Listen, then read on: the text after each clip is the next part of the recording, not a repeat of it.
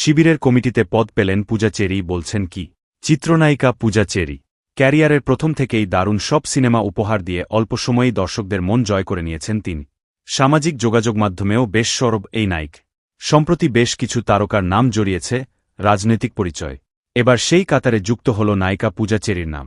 সম্প্রতি সোশ্যাল মিডিয়াসহ বিভিন্ন মাধ্যমে ছড়িয়ে পড়েছে যে বাংলাদেশ ইসলামী ছাত্র শিবিরের কেন্দ্রীয় কার্যনির্বাহী সংসদ মহিলা শাখা কমিটিতে অমুসলিম শাখায় আইন ও মানবাধিকার সম্পাদকের দায়িত্ব নিয়েছেন পূজা চেরি, যা কেবলই মিথ্যা ও ভুয়া তথ্য।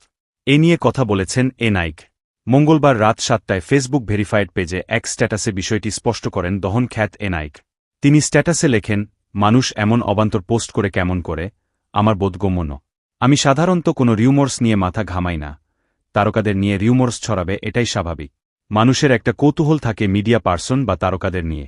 কিন্তু আজকে যে বা যারা এই রিউমর্সটা ছড়িয়েছেন, এটা নিয়ে আসলেই কিছু একটা বলা উচিত। এটা শুধু রিউমর্স পর্যায় পর্যন্ত থাকলে কোনো ব্যাপার ছিল না। এখানে এখন ধর্মের বিষয় চলে আসছে, এসব করে সব ধর্মকে অপমান করা হচ্ছে।